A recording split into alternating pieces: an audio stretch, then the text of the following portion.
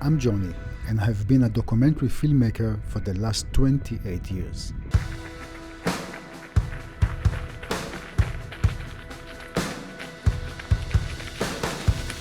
I love my job as it brought me to meet such a diversity of personalities, from pointless politicians to amazingly talented people. I've covered them all. My work also took me places, allowing me to visually document our beautiful planet. I never officially studied my craft. In fact, my local filming academy rejected my application, and this turned out to be the best thing that ever happened to me. Instead of spending time behind closed doors, I started working as a camera assistant at the local national broadcaster, where I had the chance to do my first steps in learning how to tell a story in an engaging way. In my nature, I'm a cameraman. I let my camera hug and respect people in order to bring the best out of them. First listen, then talk proved to be my secret ingredient when spending some valuable time with my talents. Documentary filmmaking means taking on responsibility, one that can take its toll if mental or physical pressure exceeds. So treat yourself with whatever activity you like best. You owe it to yourself, your family, and your friends. Consistency and long-term commitment to what I do drives me forward to achieve my own personal top, while never forgetting that a single beautiful frame a day keeps my soul happy and relaxed. Anyone can film these days, but telling a story requires that extra step. Look at me. I never spent a single day in a filming school, but instead I was taught by fine professionals from our industry. Knowledge is true power, and online courses are the best way to shape up skills. So don't just do it right, and do it for yourself.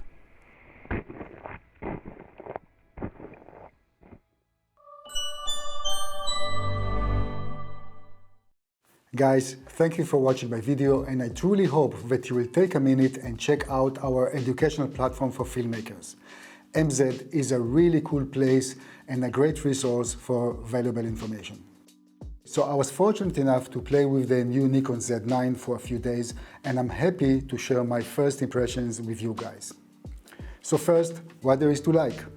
With up to 8K 30p and long video recording times next to internal 4K ProRes HQ, this new camera is promising enough to shake the ever-evolving mirrorless camera market.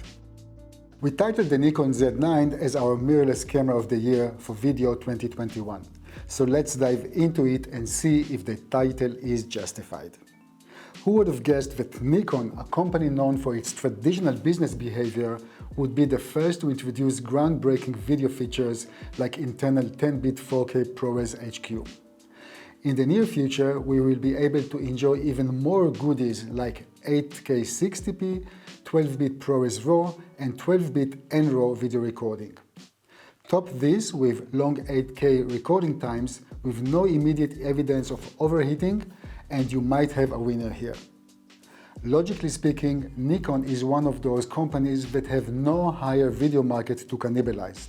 Yet, in all honesty, I did not imagine that they will go that far to include those video features.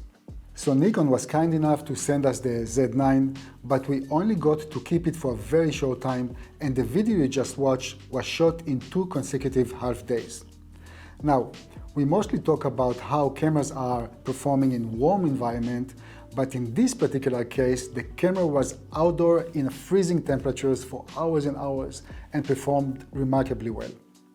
It was also nice to see how well the new Nikon battery held up, especially in such cold weather conditions. Let's talk a bit about the body design and camera menu structure. The new Nikon Z9 accommodates the battery within its built-in grip, and although it looks bulky, when taking a closer look, you will notice that Nikon has done a good job in reducing its size and weight, especially if you're comparing it to its other flagship camera, the D6. So as a single shooter, the camera was relatively easy for me to use, although I would have appreciated some adjustments. Here is what I gathered while filming. With the current 4-axis LCD screen design, there is no way to completely tilt the screen and make it face towards you. This might seem like a small thing, but in reality, when filming yourself, it is a limitation, and in my opinion, this desirable recording feature is not reserved for vlogging only. The way it is now, it is simply not easy to film yourself by yourself. Next, it's great to see Nikon including a full-size HDMI connector with this camera. Okay, video recording wise, I tried to allocate the camera shutter release button to be a video recording trigger. As much as I tried, I was not able to find if there's anything like rerouting the record button. I say this because in my opinion, the dedicated record button is a bit too far and small to operate, at least with my small hands. Oh, and before moving to the next point in my list, I have to mention the focus indication square.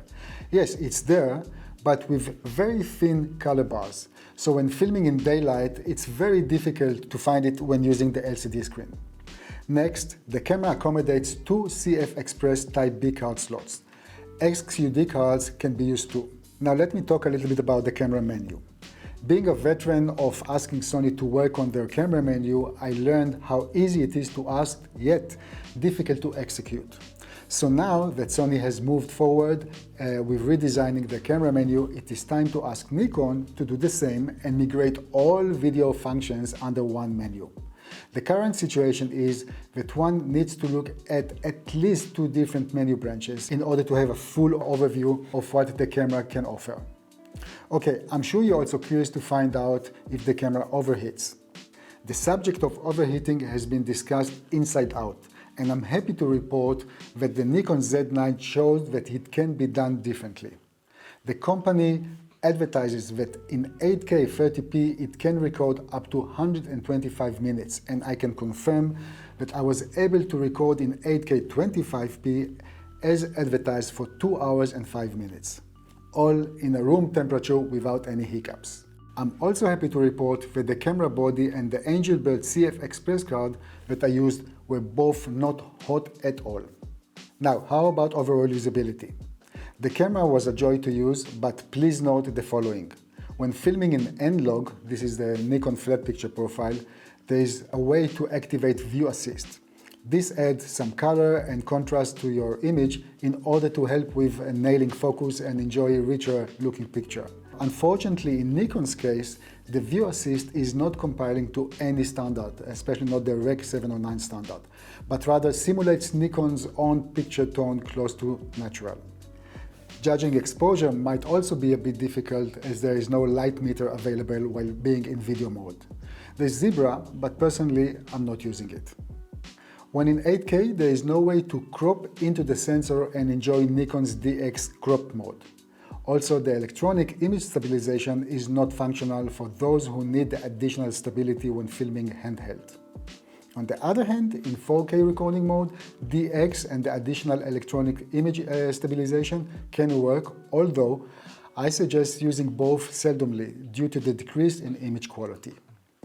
Grids for making different aspect ratio can be activated, and personally I do appreciate having this option as I find myself liking to film in fake cinematic aspect ratio quite a lot. Nice to see that the camera has no PAL NTSC settings, but rather it is open to all frame rates in a single menu. So for example, when I'm being in a PAL region, like where I am now, I didn't have to compromise on 4K 100 frames per second because selecting 4K 120 frames per second is easily accessible. When filming in high frame rates, sound is recorded too, which I find very useful.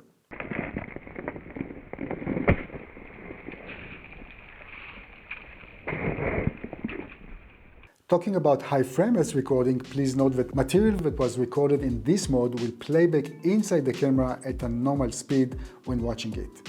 It's a pity as at times there is a need to look at the recorded slow motion footage at the speed it was recorded in.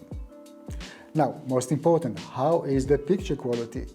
In general, I like what I see coming out of this camera. In my opinion, Nikon, next to Canon, is the one to reproduce nice looking warm skin tones. Also, there is an organic feel to the images, although I did not find a way to control noise reduction in camera if wanted. Let's talk about the camera low light capabilities.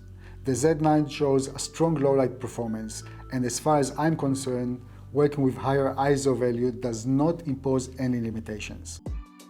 Now, for the sake of enhanced low light performance, do yourself a small favor and try to use a relatively fast lens.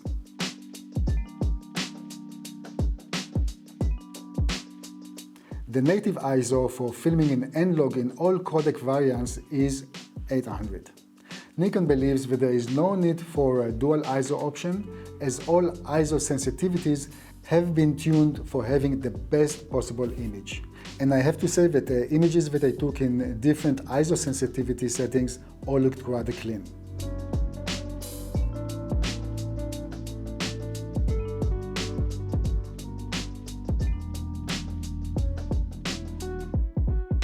My colleague Gunther already conducted and shared his Nikon Z9 lab test findings, and he was truly impressed with the camera's rolling shutter performance. Saying this, I have to mention the elephant in the room. While the camera has fast processor and newly developed CMOS sensor, which is by the way working seamlessly together to allow high quality video recording, it seems as if the full picture quality potential has not been fulfilled.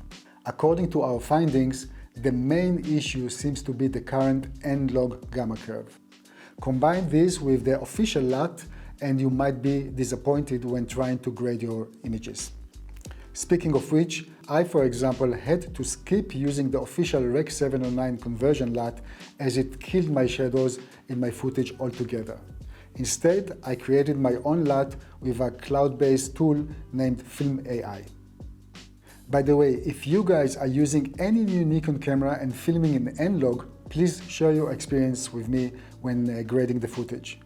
In our opinion, a new N-log curve is badly needed, and we hope that Nikon will allocate some resources to design one. It can only do good for their flagship mirrorless camera. How about autofocus performance? During the last few years, we have tested so many cameras from most, if not all, prominent manufacturers. So it's fascinating to see the direction autofocus in mirrorless cameras is heading towards. All in all, Nikon did a very good job here. Full-time focus, or as Nikon calling it, AF. F is my favorite mode. Also, the LCD touchscreen is very responsive, allowing changing the focus points by a touch of a finger. By the way, like many other cameras that I tested in the past, changing focus automatically and accurately from a far object to a near one is never easy. In this regard, Nikon is the same. I was not able to get consistent results here. Oh, and when checking autofocus performance, I'm not necessarily looking at the main subject of filming, but also at the background. I'm trying to spot those micro jitter focus changing. And I'm happy to report that this phenomenon is kept to a very possible minimum while filming with Nikon Z9. Conclusion: the Nikon Z9 is a very capable filming tool, one that will be remembered for being the first to include internal ProRes recording in a mirrorless camera. Indeed, it's not for everyone, as its size might be an obstacle for some, but let's hope that the technology found in this powerful filming tool can be scaled down in size to something more affordable and compact. Price-wise, it's not a cheap camera in any way, yet it is competing very well in its upper class. The camera is $500 cheaper than the Canon EOS R3 and $1,000 cheaper than the Sony A1.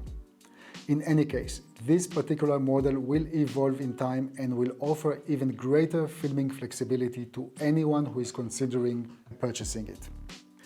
That's it, guys, and yeah, I want to know what you think about the new Nikon Z9. Do you see yourself considering it for video production, or do you think that Nikon needs to do something additional in order to get your professional attention? Please share with me your thoughts in the comment section below, and of course, don't forget to subscribe to our YouTube channel. Thank you.